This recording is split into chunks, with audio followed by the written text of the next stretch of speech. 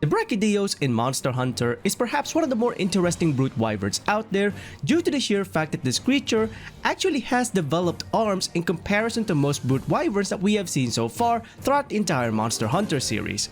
Alongside this, they also have a unique amount of slime in their body that they pretty much live symbiotically with, basically allowing them to weaponize these slimes in order to create some very powerful explosions as well.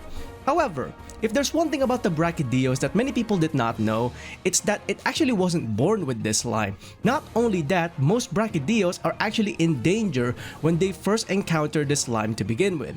Hey everyone, Pinoyx here once again, back with another Monster Hunter video, and today we're gonna be quickly exploring the life of Brachydios from the moment it was born all the way up to the moment of its passing throughout Monster Hunter. Now let's go ahead and take a look.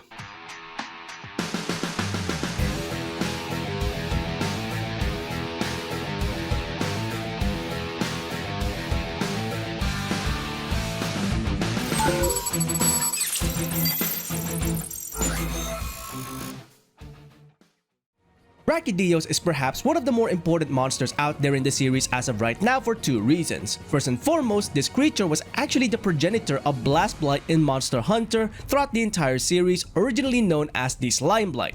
Alongside this monster was actually a flagship monster back in Monster Hunter 3 Ultimate. So anyone out there who has played previous Monster Hunter games on the 3DS will definitely know how powerful this creature is throughout previous Monster Hunter.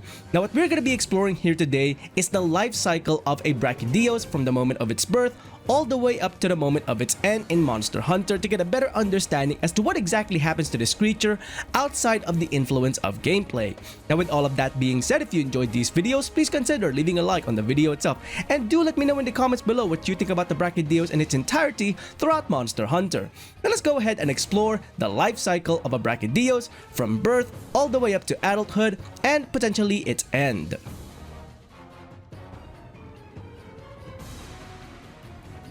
To get started, let's quickly take a look at the young Brachydios' life to get a better understanding how it grows up to become the powerhouse of a monster that we all know and love in the series. A young Brachydios born into both the old world and the new world doesn't really get any parental care from their parent due to certain circumstances, whether that be the parent just not caring about its young or the parent being preoccupied with something else. The young Brachydios will not get any parental care or love, meaning that there's no familial bond between the Brachydios' parent and the child. Alongside this, the young Brachydios born into the old world and the new world do not have explosive slime already available to them. They actually have to adapt themselves into the slime molds that are being dropped from their parents, meaning that the slime mold is already highly reactive when a young Brachydios slowly adapts into it. This is a potentially dangerous situation for two reasons. First and foremost, they do not have a hide thick enough in order for them to resist the explosion of the slime mold.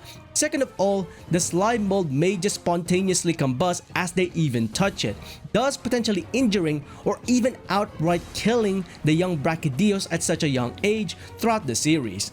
This is perhaps one of the main reasons as to why a young Brachydios, as it grows up to become an adult Brachydios, is so highly aggressive throughout the series, due to the fact that first and foremost, it doesn't have any parental care, and second of all, it has to endure all of that pain as a young child in order to adapt to the slime mold that it now has as an adult Brachydios.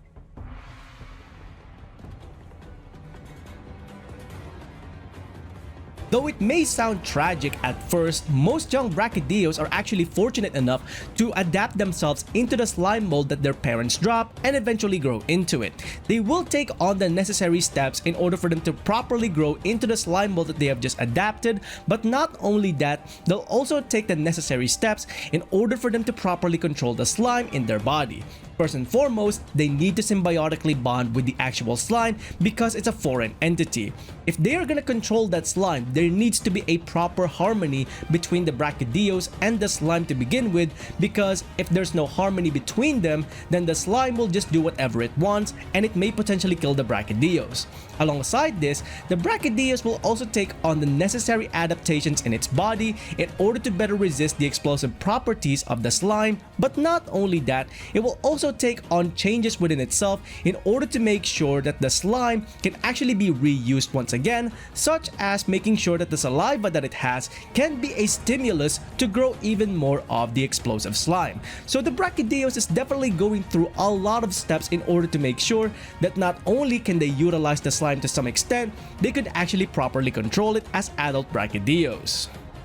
For the hunters of the old world and the new world alike, the Brachydios that you have fought in both of these locations might seem similar at first glance. However, the new world Brachydios actually has something new inside of its body that's actually influencing its growth cycle, thus giving it some new attack patterns that it can utilize, but also some distinct differences in terms of its overall anatomy.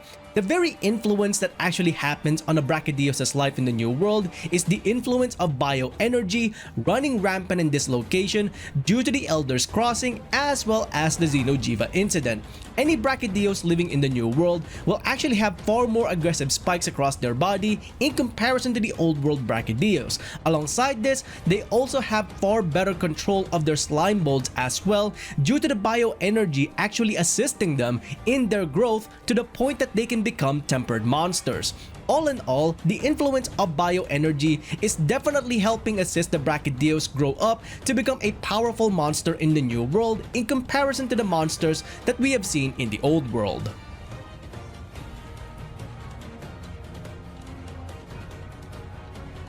In most case scenarios of an adult Brachydios' life, they will eventually pass away either to being slain by hunters, the influence of more powerful monsters, or simply due to old age.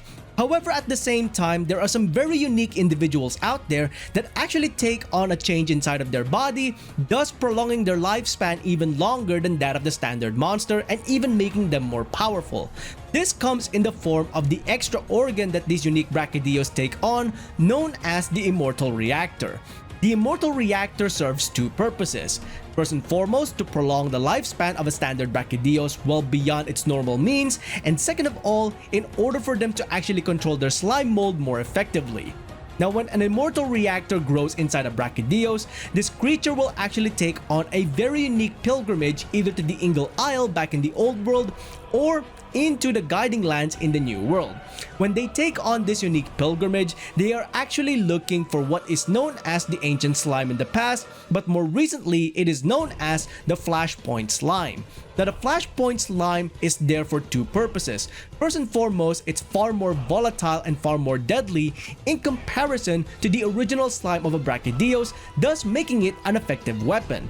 But second of all, and more important to the Brachydios, it has a unique coloration to it that can make a Brachydios far more attractive than the standard monster, thus having more potential mates in order to continue its bloodline. The Flashpoint Slime is mostly there in order to make a standard Brachydios far more attractive, but also to give them a far more aggressive look, thus creating the unique variant known as the Raging Brachydios. Now, the Flashpoint Slime continues to be a huge influence in the monsters both in the old world and the new world as well. However, it seems like the Flashpoint Slime has allowed the Raging Brachydios in the new world to take on a unique form of combat not seen before by the Raging Brachydios back in the old world, and that is allowing the monster to really control it to the point that it's no longer in its body but can still influence the environment around it, thus creating yet another unique variation of the monster in the new world in comparison to the ones that we see back in the old world. Now, all in all, the Brachydios is perhaps one of the most important Brute Wyverns out there in teaching us the symbiotic bond between a monster and a foreign substance inside of its body. Unlike most monsters that we see in the series that have innate capabilities already available to them, the Brachydios does not have its explosive properties from birth. It actually has to live a dangerous life in trying to adapt itself into the explosive slime that it needs to grow with throughout its entire life cycle. Alongside this, as they grow up, the slime mold inside of themselves are continuing to symbiotically bond with them, but not only that, if they do manage to get the Immortal Reactor inside of their body, they have to take on yet another form of foreign substance inside of their body, which is the Flashpoint Slime. So the fact that it's continuing to basically go through that process again of that volatile slime potentially killing it as an adult monster really shows how hardcore the Brachydios is in terms of its overall growth cycle throughout Monster Hunter.